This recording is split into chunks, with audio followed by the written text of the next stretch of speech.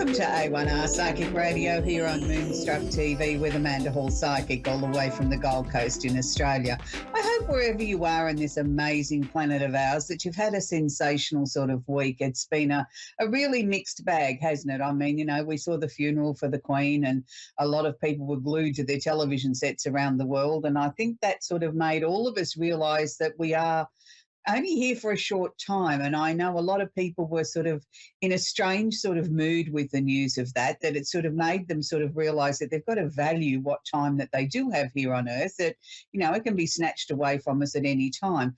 And I think that's an important thing. I mean, we've all been through so much with the pandemic and all the changes that have been going on around the world and all the weather events. And now there's debacle in Ukraine, which just seems so ridiculous that, you know, why one person can't sort of value the lives of others and their lifestyle and just allow them to live in peace is beyond me. But that's just the way things are, isn't it? I mean, we can't control everything. If we could, wouldn't it be a much better place? I know I'd create a very happy environment where we all lived happily ever after and nobody ever had to worry or was ever in poverty or had a shortage of anything, but I know that's wishful thinking. So let's move on to the Simply Tarot card of the week. And this week, it's not one of my most favourite cards, and I know a lot of people don't particularly like this one. It's the Three of Swords because it is the card of deception, frustration, or jealousy. Now, look, I'm sure none of us have escaped at times in our lives where there's been somebody's created some sort of deception around us. We've all experienced frustration, and hopefully we don't experience too much of the jealousy, or at least we're not the ones creating the jealous situation. But this is also the card of a broken heart. Now, many of us have had a broken heart for many different reasons, whether it's been a loss of a person that we're close to and somebody that we held very dear, whether it's the end of a relationship, the end of a job, just the end of an era in our lives. So there's got to be some sort of negativity in our lives every now and then so that we can appreciate the good times. Now, I know that might seem a little bit cynical, but if we don't have some rough patches occasionally, how can we appreciate the good times and really celebrate them and enjoy them for what they are? So this is a really important card in that way, that we need to sort of acknowledge that we do have some deception, frustration, or jealousy in our lives from time to time, and we might suffer a broken heart, but it doesn't mean we can't recover and come back from that. So we now move on to the astrology section of the show. And the sun has moved into Libra, so we're in the Librian time of the year where everything's sort of pretty and fairy floss pink and we want sort of gentle, kind things happening in the world. But it's also a time of great truth. And a lot of people misrepresent the sign of Libra and sort of say, oh, you know, they're just constantly trying to balance the scales and all that sort of stuff.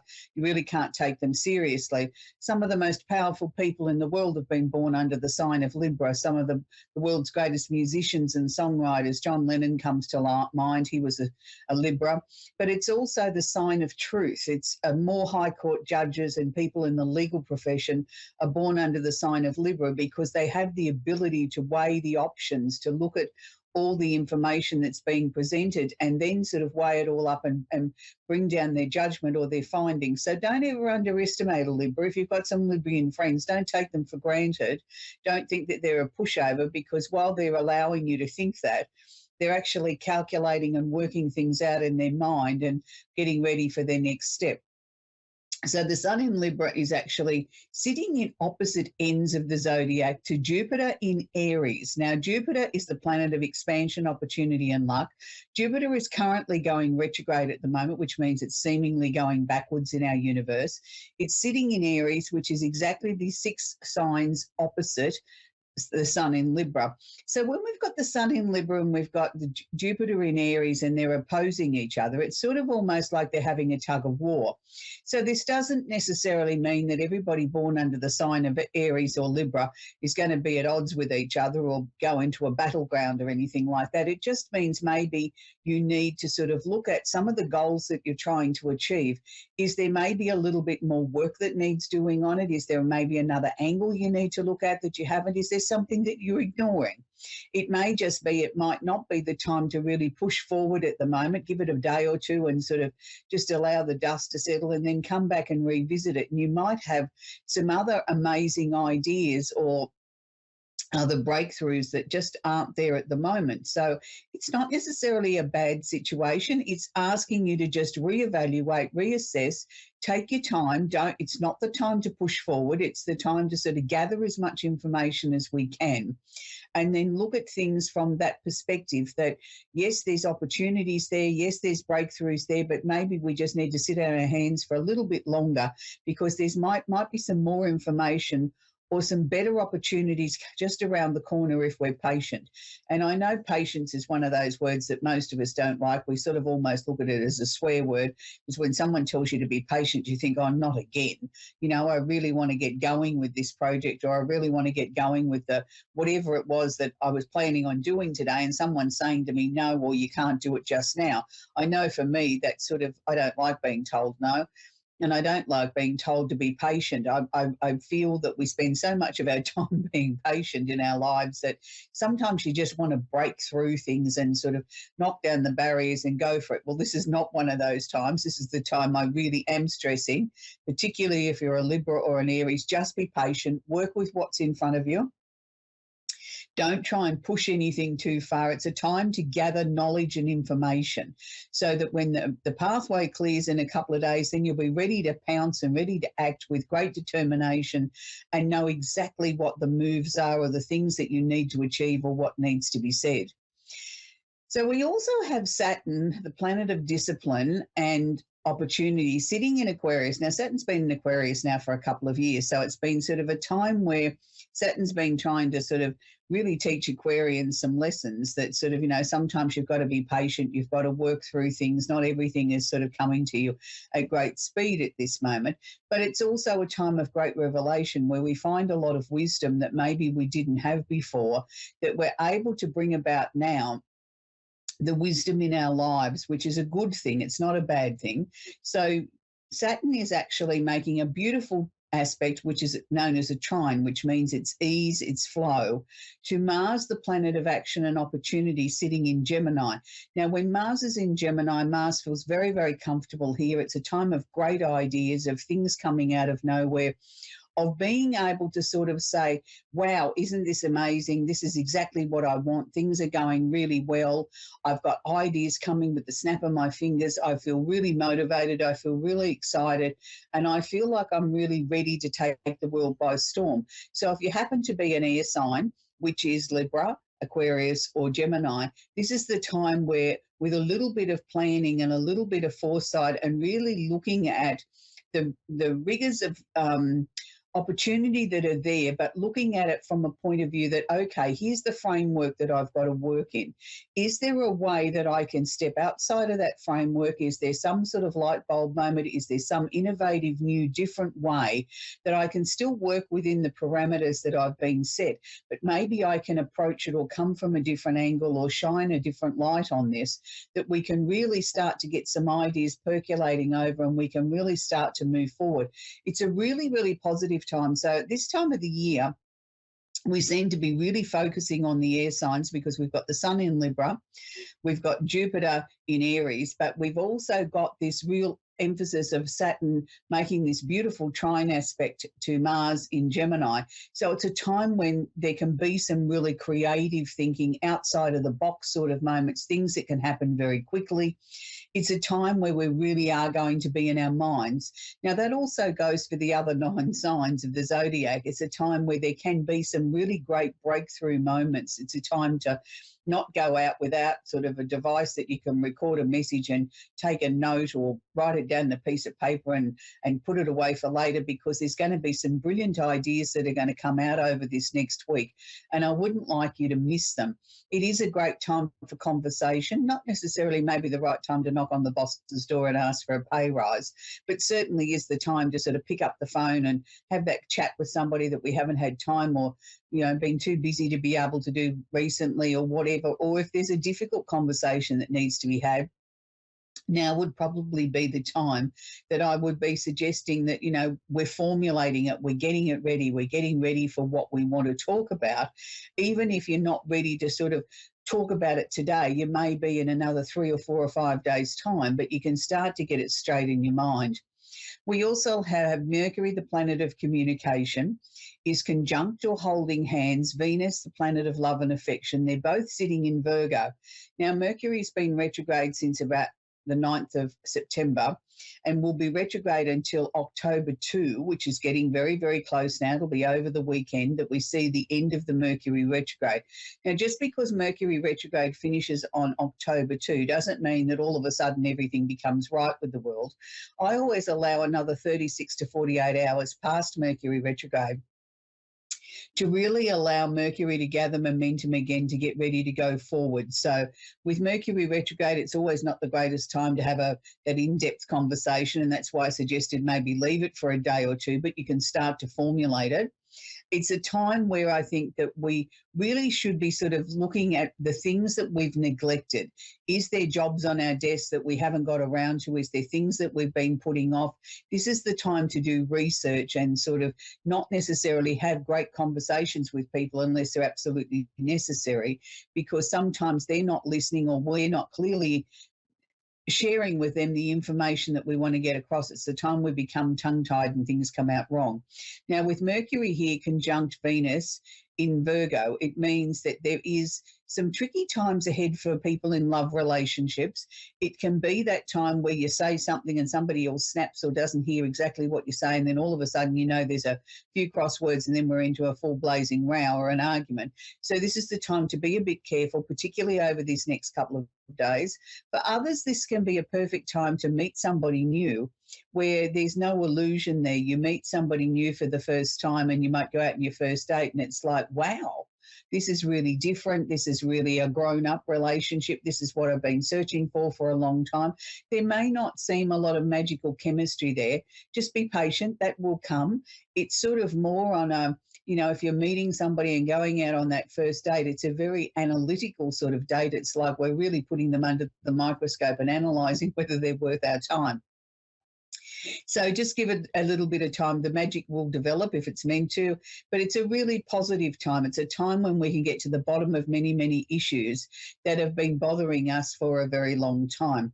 We still have Pluto sitting in Capricorn. He'll be there till 2024. He's still there trying to get each and every one of us to take the global warming situation a little bit more seriously and really sort of look at what governments and people in positions of authority are doing for us. It's a time where the world is in great uncertainty, and everybody keeps using the recession word, that we're heading for a recession after we've been through the biggest pandemic we've had in 100 years and things like that. Look, maybe we are heading for a recession, but if it is that, then it's just the planet itself and the financial markets rebalancing themselves after what's been a very difficult period. And maybe it's a time we've got to start looking at what we can each individually do to improve the quality of our own life instead of blaming governments and saying it's all their fault. Maybe we've got to take a little bit of responsibility for our own spending and, how we manage our own finances on a, day-to-day, week-to-week, year-to-year basis and sort of work within those parameters. So that's where we're going to leave the astrology section now. We're going to take our first caller, which is Brian in Las Vegas in Nevada in the USA. Are you there, Brian? Yes, I am. How are you today? Very well, thank you, Brian. Can I answer a question for you? Well, I'm just kind of at a loss. I've lost a few family members over the last couple of years, and I just recently had to retire to help my wife with her family, and I just seem to have lost all motivation. I'm just trying to figure out what's my best avenue. Try to recover myself. I feel like I've kind of lost myself. Yeah, Brian, that's not uncommon, and I'm sorry for all the loss that you've been through. When we go through such traumatic events like that, losing one person is bad enough. But if you have a succession of things happening like that, loss of family members, lots of people that you were close to, and then other things, and it's sort of like we're not seeing the light at the end of the tunnel. And now you said, you've had to give up work and those sort of changes to help your wife with her family and things like that. It's almost like you've lost your purpose, Brian. It's like what represented Brian was, I had a job, I did this, I went there and I did whatever, that you had a purpose and you had a reason. It's like you've been absorbed into everybody else's changes and losses and everything like that. And it's no wonder that you're feeling not so much lost, but a little bit overwhelmed and a little bit about what's next. It's sort of like, I can't see a plan moving forward other than more of the same. I mean, nothing stays the same, which I'm pleased to say that, there will still be some tough times ahead. But what I'm sort of seeing ahead of you, Brian, in the next 6 months, I think there's going to be a stabilization of everything in your life, everything that's sort of been thrust upon you, particularly in this last 2.5 years, is now going to come to a stabilization period where we can sort of say, okay, this is exactly what's expected of me. This is what we can anticipate is going to happen. And now we're going to sort of reformulate a new life, like this is the new normal. I don't know that you're necessarily going to have to completely retire. I'm sort of seeing in the next 6 months, Brian, there may be an opportunity there for you to start something up that might be of a self-employed nature or something that is going to give you that sort of your mojo back again, that sort of makes you feel a worthwhile person again. It's not that you're depressed. I want to be really clear on this. It's just that you weren't prepared for what came upon you very quickly. It wasn't as if you had 10 years to sit down and plan, this is what's going to happen in 10 years' time and I'll get ready for it. It all sort of just took you by surprise, and it was like being swept up in a wave in the ocean and you got carried out the back where you couldn't stand up anymore and you're out of your depth. And that's what it is. So don't be too hard on yourself. I think that there will be ways forward. There will be new opportunities that will unfold. And in, this time next year, you're going to look back and say, I don't know why I was so concerned. Like look at all the wonderful things that have started to unfold in my life, which I wouldn't have had time for if my life had stayed the same as it was previously. So there's going to be a lot to look forward to, Brian. I think just take 1 hour at a time and don't be too tough on yourself. We've all been through a tough time, and you've been through a tougher time than most with things that were out of your control. So it's now time to sort of look forward to some different opportunities coming towards you. So I hope that's helped you, Brian. Thank you. Thank you very much. You're very, very welcome.